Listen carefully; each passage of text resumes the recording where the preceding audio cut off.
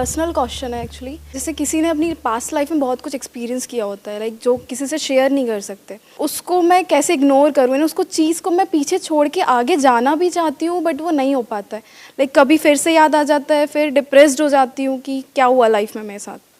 तो वो चीज़ें मैं कैसे निगलेक्ट करूँ, इन उसको पीछे करके मेरे को आगे बढ़ना है, चाहती हूँ मैं बढ़ना, बट वो पीछे कर देती है। मतलब मैं चाहती हूँ कि ठीक है अभी मुझे काम पे कंसंट्रेट करना है, तो जब तक मैं बिज़ी हूँ ठीक है।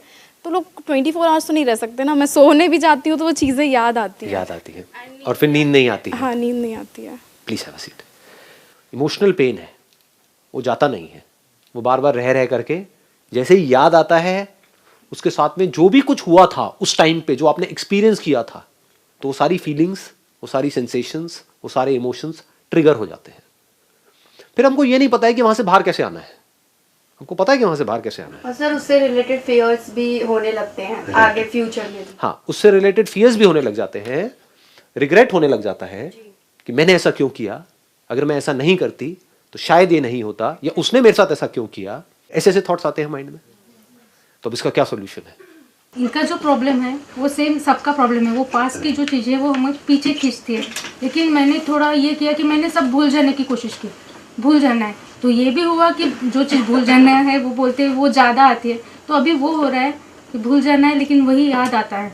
जितना आप उसको भूलने की कोशिश करोगे उतना ही ज्यादा याद आएगा। तो भूलना सोल्यूशन नहीं है। क्या भागना सोल्यूशन है? जगह चेंज करना। भागना मतलब जगह चेंज करना। आप कहीं भी जाओगे पहले ये समझो कि वो मेमोरी है कहां पर, अंदर है या बाहर है? हाँ। अगर तो बाहर होती तो उससे पीछे छुड़ा सकते हो आप। कोई पर्सन है उससे आप पीछे छुड़ा सकते हो, उसको उल्टा सीधा बोलो, बोलते रहो बोलते रहो बोलते रहो, वो भी गए हो जाता है ना, अपने आप ही एक डिस्टेंस मेंटेन हो जाता है। उससे लड़ाई झगड़ा करो, उसको मारो पीटो, जो मर्जी करो, ये सब बाहर है। अंदर क्या करोगे? किसको मारोगे, किसको पीटोगे, कहां भागोगे? यहां से भाग करके आप कहीं चले भी गए, कहीं दूर भी चले गए, तब भी वो तो अंदर यहां पड़ी हुई है। और जितना भाग रहे हो वो अंदर ही अंदर और बढ़ती चली जा रही है। उसका डर आपके अंदर और बढ़ता चला जा रहा है, तभी तो भाग रहे हो। तो ये भी सोल्यूशन नहीं है। तो बचा क्या?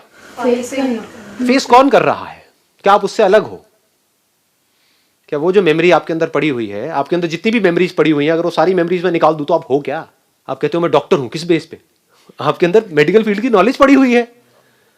अगर वो मेमोरी निकाल दो तो आपके नाम के आगे से डॉक्टर हट जाएगा। तो all your memories put together is you, जिसको भी आप अभी मैं बोलते हो। उसके अलावा और आपकी क्या रियलिटी है? अगर सारी मेमोरीज आपके अंदर से निकाल दी जाए, याददाश्त चली जाए, तो आप क्या बोलोगे? मैं आपसे पूछूंगा आप कौन हो? लैंग्वेज तक की मेमोरी निकल जाए, आप कौन हो? तो आप देखते रहोगे बजर बट्टू की तरह कि ये क्या हो रहा है, ये कुछ अजीब सी आवाजें अंदर से आ रही है, समझ ही नहीं आएगा आपको, तो कोई जवाब भी नहीं दोगे। क्या सोचोगे उसके बाद में?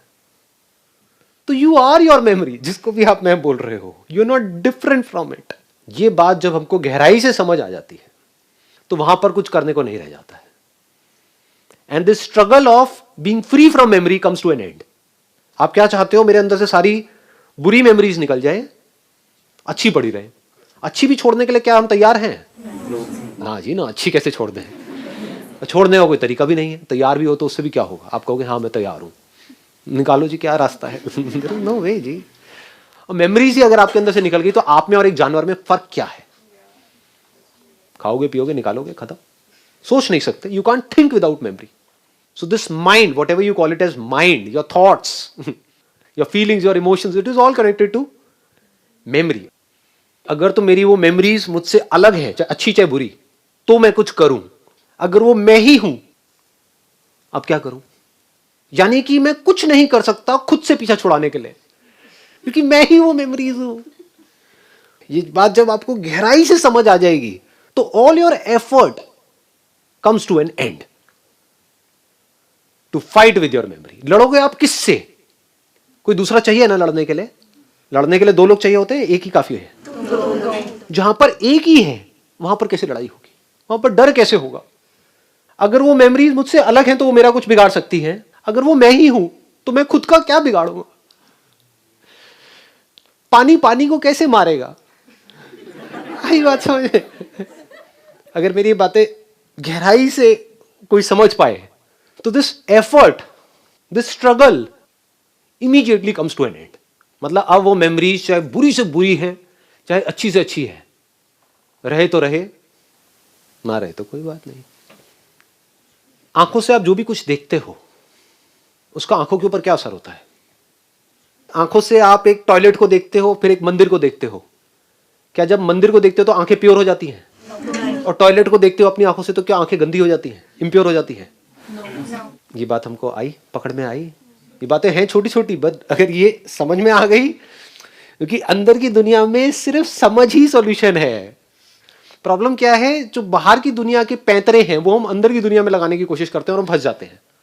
बाहर की दुनिया के क्या पैंतरे हैं? कोई भी काम करना है, एक्शन लो, ये करो, वो करो, वो करो, वो करो, वो करो, इट्स ऑल अबाउट करो करो करो करो करो करो करो। ये करो तो ये करके ये होगा, फिर ये करो, फिर ये करो, फिर ये करो। अंदर कुछ करना ही नहीं है, सिर्फ समझ लेना है। जैसे भूत, अगर भूत एक्चुअल में है तो कुछ करना है। अगर भूत है तो भूत किसके लिए है? जो कभी समझने की कोशिश ही नहीं करते कि भूत है या नहीं है, बस मान लिया है। मूवीज देखी, बचपन में सुनी कहानियां और मान लिया कि भूत है। तो जिसके लिए भूत है उसको भूत दिख भी सकता है, उसके ऊपर भूत चढ़ भी सकता है, उसको भूत से फ्री होना है, कई जगह पे जाके मत्था टेकना है, बहुत कुछ करना है। लेकिन अगर कोई इस सच को देख ले कि भूत है ही नहीं, उसको क्या करना है? तो दोनों में फर्क समझ आया? करना और understanding, which is not doing anything, which is just seeing things as it is. मतलब आंखों का क्या काम है? सिर्फ दिखा देना, अच्छा है बुरा है, उससे आंखों को कोई फर्क नहीं पड़ता है। ऐसे ही ब्रेन का काम है जो भी अंदर स्टोर्ड है उसको दिखा देना। और कुछ भी दिख जाए उससे ब्रेन को कोई फर्क पड़ता है क्या? तो डर क्यों रहे हो?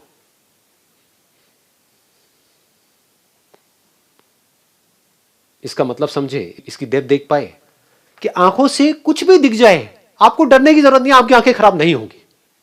ऐसे ही ब्रेन में किसी भी तरह की कोई भी मेमोरी स्टोर हो जाए और वो मेमोरी बार बार प्ले हो जाए, उससे ब्रेन को कोई फर्क नहीं पड़ने वाला, क्योंकि ब्रेन का काम ही यही है। अगर वो स्टोर ना हो, जो दिख रहा है आंखों से वो ब्रेन में स्टोर ना हो, इसका मतलब क्या है? कि ब्रेन हमारी ठीक काम नहीं कर रही, खराब है। तो आप सब क्या चाहते हो? अपनी ब्रेन को खराब करना चाहते हो क्या? यही तो चाहते हो आप, यही तो आपके क्वेश्चन हैं कि हम भूल जाए। अगर आप भूलने लग गए, समझ गए ना, इसको एक बीमारी बोलते हैं। तो what is illness and what is health? जिसको आप बीमारी समझ रहे हो वो बीमारी नहीं है, वो एक अच्छी हेल्थी ब्रेन की निशानी है। वो मेमोरीज अगर माइंड में प्ले हो रही है, ब्रेन में प्ले हो रही है, तो ये आपकी हेल्थ की निशानी है। इसका मतलब आपकी ब्रेन सही काम कर रही है, परफेक्ट काम कर रही है, नॉर्मल है। ये नॉर्मल है, जिसको हम एबनॉर्मल समझ रहे हैं, और उसके लिए हम दवाइयां खा रहे हैं कि वो प्ले ना हो, वो एबनॉर्मल है। बात समझ में नहीं आई? दवाई खा करके अपनी ब्रेन को डल कर रहे हैं, या दारू पी करके भूल जाने की कोशिश, यही तो होता है। और क्या होता है? तो दारू पी करके जो एक बेहोशी वाली स्टेट होती है वो नॉर्मल है, या बिना दारू पिए होश में जब आप हो और जो भी कुछ हो रहा है अंदर, वो नॉर्मल है? वो नॉर्मल है। वो नॉर्मल है। लेकिन अगर इस नॉर्मल को हम एबनॉर्मल समझे तो इस गलत समझ का क्या इलाज है? लगाओ दिमाग, कौन सी गोली खाओगे जिससे ये समझ ठीक हो जाएगी? कहां जाओगे, क्या करोगे जिससे ये समझ ठीक होगी? कोई भी चीज अगर उसके बारे में आपकी समझ ठीक नहीं है, उसको गलत समझ लिया है कुछ और, समझ कुछ और लिया है, उसका क्या इलाज है? वहम का क्या इलाज है? आई बात समझ? जैसे यहां पर मान लो कुछ है, ये पैटर्न सा बना हुआ है, और आप में से किसी को वहां पर बड़े ध्यान से आप देख रहे हो, मेरी तरफ ध्यान नहीं है, वहां पर देख रहे हो, और आपको वहां पे छिपकली नजर आ रही है और उससे डर रहे हो, उसका क्या इलाज है? पूरी दुनिया आकर के बोलती रहे नहीं है, लेकिन मेरे लिए तो है। पूरी दुनिया बेवकूफ है, ये संदीप महेश्वरी सबसे बड़ा बेवकूफ है, इसको कुछ पता ही नहीं है। पकड़ के रखा हुआ है अपने ही बिलीव्स को, कि आपको पता नहीं है मेरी सिचुएशंस क्या है। आप किसको जस्टिफाई कर रहे हो? अपनी उस छिपकली को जस्टिफाई कर रहे हो जो है ही नहीं, और खुद ही दुखी हो रहे हो। जब ये हमें समझ आ जाता है, गहराई से समझ आ जाता है, तो क्या होता है, ये बॉडी अब आपके पास में एक इंस्ट्रूमेंट के जैसी आ गई है आपके हाथ में। अब आपको मजा आएगा खेलने में। अब आपको एक्चुअल में समझ आ रहा है कि किससे फर्क पड़ता है, किससे नहीं पड़ता है। यानी कि अगर एक्चुअल में कोई आपकी बॉडी को खतरा होगा तो वहां पर आप लड़ोगे भी, एक्ट भी करोगे, बहुत कुछ करोगे। ये नहीं कि बूंदों की तरह बैठे रहोगे। If there is a danger to your body because of whatever reasons, there you will take the action what is required. But जब आपको समझ आ रहा है मेरी ब्रेन में कुछ मेमोरीज प्ले हो रही है, उसमें से कुछ अच्छी है कुछ बुरी है, वहां पर किसी एक्शन की जरूरत नहीं है, क्योंकि ब्रेन अपना काम ठीक कर रही है। अब ब्रेन में मेमोरीज प्ले होना बंद हो गई, अब मेरे को डॉक्टर के पास जाना है।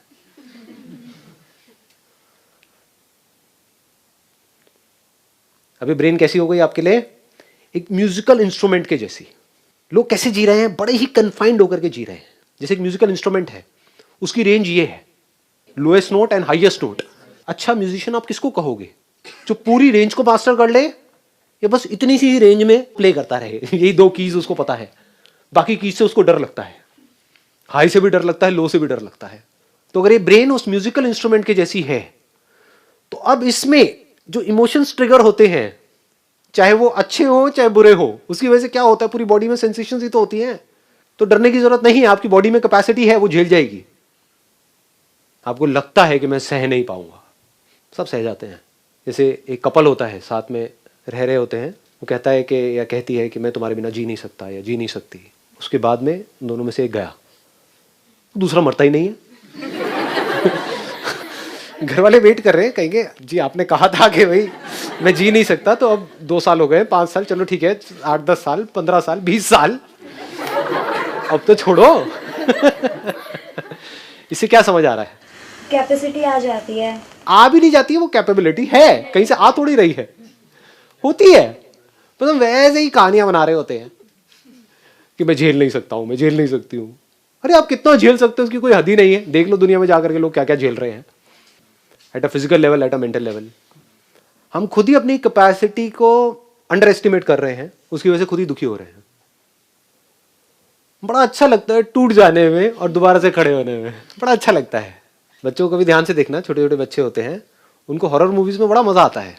क्यों आता है? क्योंकि जब डर जाते हैं तो बॉडी कॉन्ट्रैक्ट हो जाती है, और फिर जैसे ही वो डर निकल जाता है वो एक्सपैंड हो जाता है। तो इस कॉन्ट्रैक्शन में और एक्सपेंशन में बड़ा मजा आता है। सारे जो भी आपके प्लेजर्स हैं, वो अगर उसको ध्यान से एनालाइज करोगे, वो कॉन्ट्रैक्शन और एक्सपेंशन ही है और कुछ नहीं है। एनर्जी एक जगह पर इकट्ठी हो जाती है, फिर एकदम से रिलीज हो जाती है, उसमें बड़ा मजा आता है। पूरी बॉडी में सेंसेशंस होती है। तो ऐसे हमको बड़ा मजा आता है, पहले अपने आप को ये शो करने में कि मैं टूट गया हूं, उसके बाद में मेरी वीडियो सुनते हो, कहते हो मैं स्ट्रांग हो गया हूं। ये खेल है, नौटंकियां चल रही है और कुछ नहीं है। इन नौटंकियों को वो समझ सकता है जो खुद को समझ चुका है अच्छे से। मुझे भी बड़ा मजा आता है कभी कभी नौटंकी करने में, यार मूड खराब है, बड़ा मजा आता है, आपको पता नहीं है ये। और फिर जितना खराब होता है उतना ही अच्छा भी हो जाता है। जैसे जितनी प्यास लगेगी उतना ही पानी में मजा आएगा। प्यास ही ना हो तो पानी में मजा आता है क्या? नहीं आता। तो हम क्या करते हैं, अपने आप को कॉन्ट्रैक्ट कर देते हैं, खुद ही इमेजिन करके अपने आप को गिरा देते हैं नीचे कि अब लाइफ बेकार हो गई है, लाइफ में कुछ नहीं पड़ा है। फिर एकदम से कुछ करते हैं, चल अब लाइफ में कुछ नहीं पड़ा है, चल गोवा का प्लान बनाते हैं। और गोवा जाकर के पागल ही हो जाते हैं। समझ गए ना? गोवा जाकर के आप कब पागल हो पाओगे? जब दिल्ली में आप सफोकेट हुए पड़े थे। आई बात समझ नहीं आई? जो दिल्ली में गोवा की तरह जी रहा था, उसको गोवा जाके क्या मजा आएगा? उसके लिए तो दिल्ली और गोवा बराबर है। जिसकी जिंदगी में जितना ज्यादा दुख होता है उसको उतना ही ज्यादा सुख भी होता है, उसी प्रोपोर्शन में। एक ही सिक्के के दो पहलू हैं, अलग अलग नहीं है। हम क्या कर रहे हैं, अपनी लाइफ को कन्फाइंड करते चले जा रहे हैं कि हमें दुख ना हो। इसका मतलब क्या है? इसका मतलब पकड़ पा रहे हो, देख पा रहे हो इसकी इंटेंसिटी? सुख भी नहीं होगा, लाइफ बोरिंग हो जाएगी। इसको बोरिंग लाइफ बोलते हैं। इन्हीं को मैं खच्चर बोलता हूं प्यार से। सर ये वर्ड बहुत अच्छा लगता है, क्योंकि ये वर्ड सुनते एकदम लगता है कि कोई हमको हमारे असली नाम से बुला रहा है। कोई तो है जो हमें समझा। तो अगर आप कहते हो कि मुझे दुख ना हो, यानी मेरी लाइफ में कोई ऐसी मेमोरीज ना हो जिसकी वजह से मैं बहुत दुखी हो जाऊं, तो आप किसको छोड़ रहे हो? आप उसी प्रोपोर्शन में जो सुख हो सकता है उसको भी छोड़ दिया आपने। अब वो लाइफ कैसी हो गई? एक पत्थर के जैसी, पत्थर दिल। जब मैं बात करता हूं ना अटैचमेंट की, लोग समझ ही नहीं पाते हैं। ये है ना खच्चर। वो ये समझते हैं कि हमें तो किसी के साथ में अटैच ही नहीं होना है। अरे नहीं, जुड़ जाओ तो पूरी तरह से जुड़ जाओ, और जब पूरी तरह से जुड़ोगे तो क्या होगा, वहां पर दुख भी पूरा होगा, सुख भी पूरा होगा। इसको बोलते हैं एक ऐसा दिल जो पत्थर के जैसा नहीं है। रोना आएगा तो पूरा फुट फुट के आएगा, खुशी आएगी तो पूरी आएगी। Now you are open for anything and everything. हम कह रहे हो देखता हूं कितनी बुरी मेमोरी आ सकती है, आने दो। आप खुद क्रिएट नहीं कर रहे हो। अब इसका मतलब ये नहीं है कि जाकर के अपने पति को खच्चे मारा, बहुत ही बुरी मेमोरी है, और जेल में जाकर के अपना टॉर्चर करवाया 20 साल तक, फिर बाहर आकर के कह रहे हो हाँ मैंने जी लिया जो आपने कहा। 20 साल बाद जेल से बाहर आकर के मुझे बड़ा अच्छा लग रहा है। ये नहीं, अपने आप आएगी, आनी है, इसी को लाइफ बोलते हैं। अपने आप ही फेलियर्स आएंगे, अपने आप ही प्रॉब्लम्स आएंगे, अपने आप ही बहुत कुछ होगा। आप उसको चाह नहीं रहे हो, बट होना ही है सबके साथ में। तब आप ओपन हो गए, देखता हूं क्या होता है इधर भी, और देखता हूं उधर भी क्या होता है। यानी अच्छी से अच्छी मेमोरी, अच्छी से अच्छी फीलिंग्स, अच्छी से अच्छी इमोशन। क्या होता है, वहां पर भी डर रहे होते हैं, डर लग रहा होता है नहीं होता है? किसी से जुड़ने में भी डर लगता है। अलग हो गए तो पता नहीं क्या होगा, क्या होगा, दुख होगा। जितना दुख होगा वहां पे उतना सुख भी होगा। तो जब जुड़ोगे तो पूरी तरह से जुड़ जाओगे। खेलो इस ब्रेन के साथ में, देखो इसकी possibilities, then you will get to know के इस ब्रेन को जितना आप समझते हो ना, उससे बहुत ज्यादा पॉसिबिलिटीज है। आपको इस ब्रेन में जैसे भी थॉट्स आ रहे हैं, जैसी भी फीलिंग्स आ रही हैं, जैसे भी इमोशंस आ रहे हैं, आने दो। और अब आप खेल खेल में क्या कहोगे, मुझे स्टॉप वॉच आपने ऑन करी अपने मोबाइल में और कहा कि अगले 10 मिनट तक ये जो मेरी सबसे बुरी मेमोरी है, जिससे मैं सबसे ज्यादा डर रही हूं या डर रहा हूं, इसको बनाए रखना है 10 मिनट तक। करो कोशिश। उल्टा होगा सर। आई बात पकड़ने। तो तब आपको पता लगेगा कि मैं कितनी बड़ी झूठी हूं, मैं कितना बड़ा मक्कार हूं। मैं बोलता हूं कि वो मेमोरीज जाती नहीं है, जबकि सच क्या है कि वो मेमोरीज टिकती नहीं आती तो है, टिकती नहीं है। आती है, लेकिन उसको जाने से मैं रोक नहीं सकता हूं।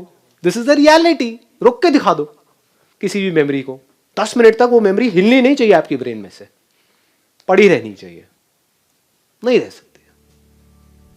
जैसे ये खेल खेलोगे आप देखोगे वो मेमोरी छूट रही है, अब आप उसको पकड़ोगे, नहीं जानी चाहिए, लेकिन वो छूटेगी। और एक बार इस तरीके से छूट गई आपकी वो मेमोरी जिससे आप सबसे ज्यादा डरते हो, तो आपके अंदर से जो भी आज की डेट में सबसे बड़ा डर है वो निकल गया हमेशा हमेशा के लिए।